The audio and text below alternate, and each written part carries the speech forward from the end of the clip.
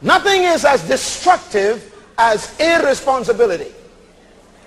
The most pervasive characteristic that plagues our society today, worldwide, is that of irresponsibility. Irresponsibility is defined as not answerable to authority, lacking a sense of accountability, unable to respond to conscience. It also means fickle, flighty, thoughtless, rash, undependable, unstable, loose. To be irresponsible means to transfer blame for your behavior to somebody else. The entire world is suffering under this destructive influence of irresponsibility. No one wants to take responsibility for their actions, their decisions, their situations, nor their circumstances. We are experts at blaming the past for our future. We blame our parents for our habits. We blame our teachers for our ignorance. We blame our leaders for the way we follow them. We blame sickness for our health. We blame our children for our social problems. They are our children. We blame cigarettes and tobacco companies for our cancer. We blame the government for unemployment. Let me pause there a minute. I got a problem with this one. You know why you ain't working? Because you don't want to.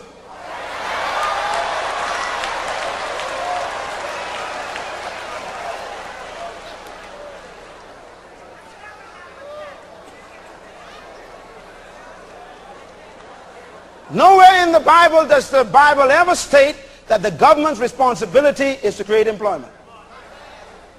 That's why nations are in trouble, because the government is creating employment for the people. Do you know the way they measure the wealth of a nation? Write this down.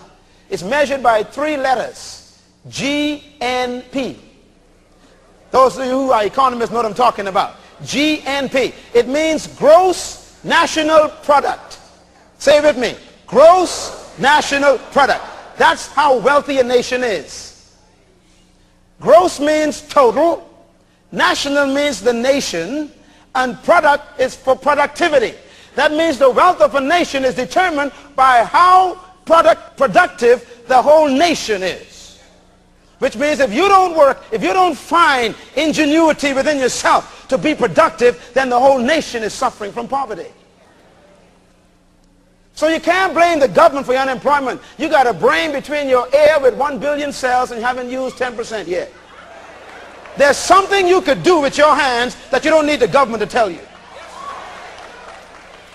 Some of you can sew very well and you're still buying from them folks in Paris. Tell your neighbor, maximize yourself. Tell your neighbor, deploy yourself. You see, if you don't deploy yourself, others will employ you.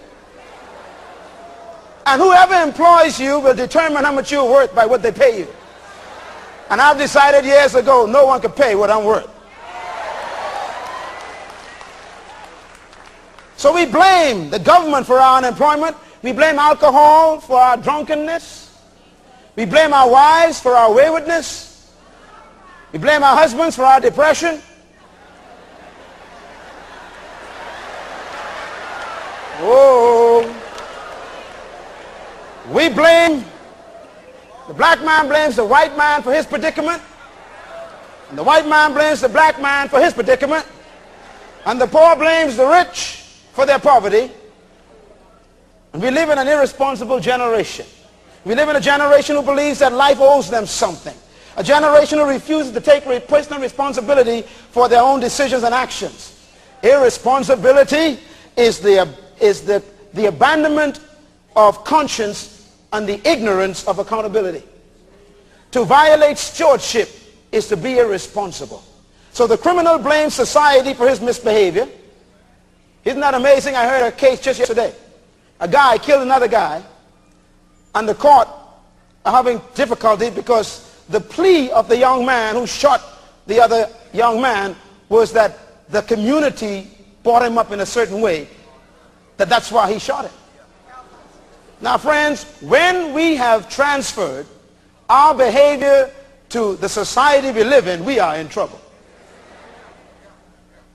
We are a society of blamers. The sinner blamed the hypocritical preacher for his damnation.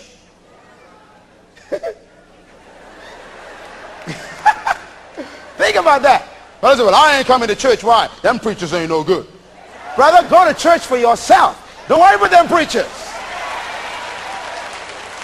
Stop transferring your irresponsibility on a preacher. The Bible says, work out your own salvation. If the preacher want to mess up, let him mess up by himself. You go ahead and live right.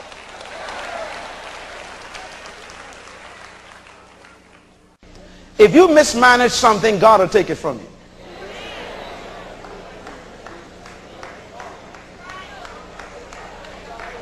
It's that simple and that serious. A lot of things that we thought the devil took, I believe God took. A lot of things we've been saying the devil did it. No, no. See, some of you lost your house. And you come on the prayer line for the pastor to pray for you to get your house back. Because you didn't pay your mortgage for 3 weeks because you was buying some dresses you couldn't afford. It's called mismanagement. Your car was repossessed. And now you're saying, devil, take your hands off my car. I rebuke you. The devil says, I ain't never touched your car. You didn't pay the note.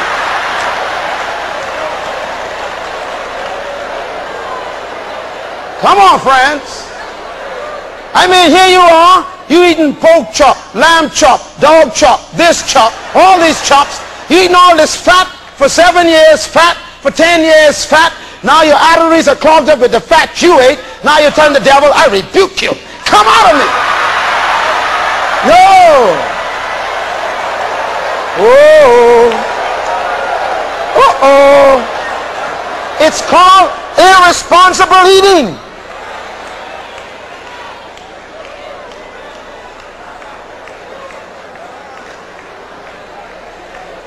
Tell your neighbor, I feel myself growing up.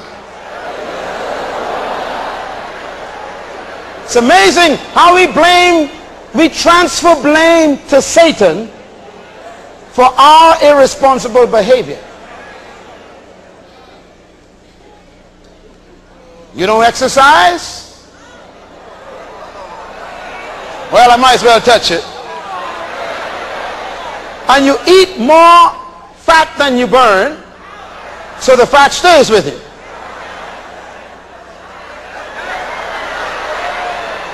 And then the doctor says, now look here, you're going to have to lose some weight because your heart is having to push this blood to new horizons.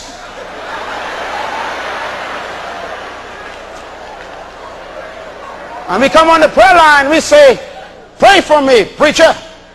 And the preacher says, Satan, come out of her. Lord, heal this woman. The devil is outside crying, saying, they always blaming everything on me.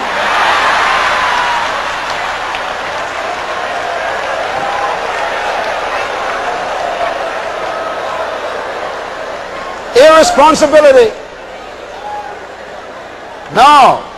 God took Adam and put him out of what he put him in.